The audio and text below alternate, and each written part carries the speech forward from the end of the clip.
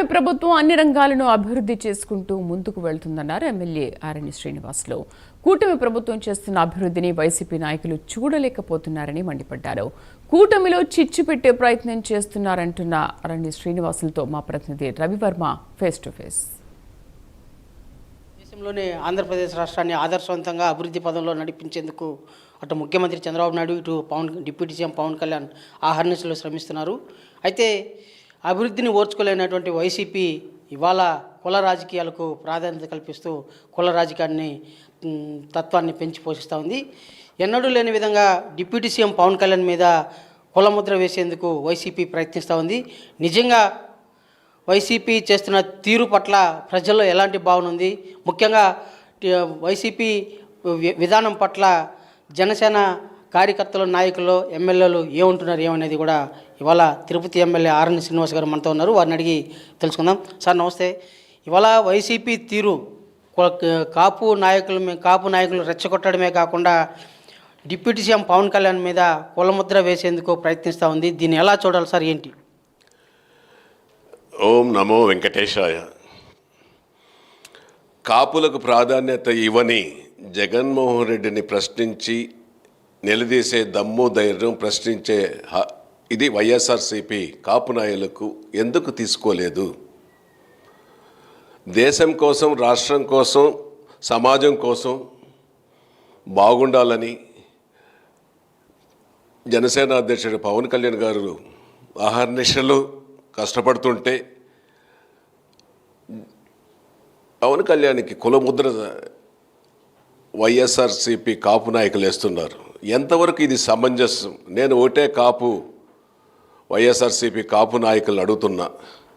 మీరందరూ మీటింగ్ పెట్టారు, పవన్ కళ్యాణ్ని ప్రశ్నిస్తున్నారు. ఒక అబ్బాయిని, తప్పు చేసిన అబ్బాయిని అతన్ని పట్టించుకోలేదనేసి ఒకటే అంటున్నాడు పవన్ కళ్యాణ్ గారు.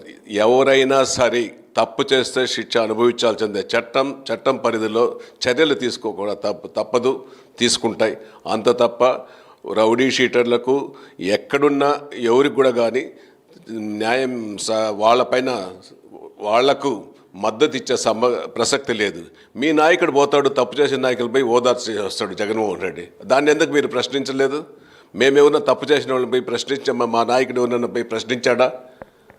మద్దతు ఇచ్చాడా? చెప్పండి. దేశం, రాష్ట్రం, సమాజం బాగుండాలని కోరుకునే పవన్ కళ్యాణ్ గారికి కులముద్ర వేసి ఈ వైఎస్ఆర్ కాంగ్రెస్ పార్టీలో ఉన్న కాపు నాయకులు వేస్తున్నారు. ఇది కరెక్ట్ కాదు అనేసి కూడా నేను మీకు చెప్తున్నా.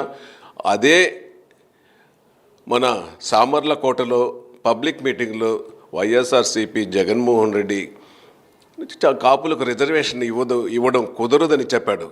అప్పుడు మీరంతా ఎక్కడ పోయారు? అప్పుడు ప్రశ్నించవచ్చు కదా, అప్పుడు మీటింగ్ పెట్టి జగన్మోహన్ రెడ్డిని నిలదీయచ్చు కదా. అప్పుడు ఎందుకు నేను ప్రశ్నించలేదు?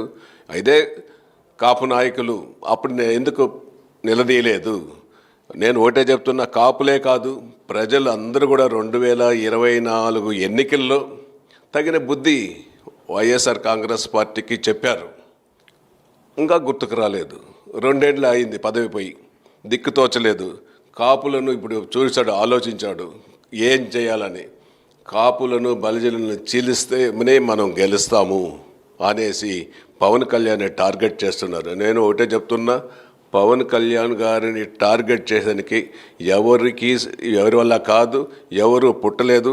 ఆయన ఒక ఆలోచన విధానంతో ముందుకెళ్తున్నాడు. ఆ ఆలోచన విధానం ఎప్పటికీ జరుగుతుంది. ఆయన అనుకున్నది జరుగుతుంది, ఖచ్చితంగా కూడా చేస్తున్నామనేసి కూడా తెలుస్తున్నా. వైసీపీ నాయకులకు, వైసీపీ కాపు నాయకులు జగన్మోహన్ రెడ్డి భజన మాని కాపులకు అన్యాయం జరిగిన చోట న్యాయం చేయండి అని మేము కోరుకుంటున్నాం. ఇది ముఖ్యంగా అంటే కాపు నాయకులు కూడా తత్వాన్ని మార్చాలి, వాస్తవాలను పరిగణలోకి తీసుకునేసి కాపు నాయకులకు అన్యాయం జరిగినట్లయితే న్యాయం జరిగేలా చూడాలి. రాష్ట్రంలో జరుగుతున్న అభివృద్ధికి ప్రోత్సహించడమే కాకుండా కాపులకు న్యాయం జరిగేలా అందరూ కలిసికట్టుగా ఉంటే మేలు. కానీ డిప్యూటీ సీఎం మీద కులముద్ర ఆపాదించడం ఎంతవరకు సమంజసం? ఇది సమంజసం కాదు. దీనిని ప్రజలందరూ కూడా వ్యతిరేకిస్తున్నారని చెప్పేసి కూడా తిరుపతి ఎమ్మెల్యే ఆరణి శ్రీనివాస్ స్పష్టం చేస్తున్నారు. వీడియో నరసింహ, రవి ప్రైమ్ 9 తిరుపతి నుంచి.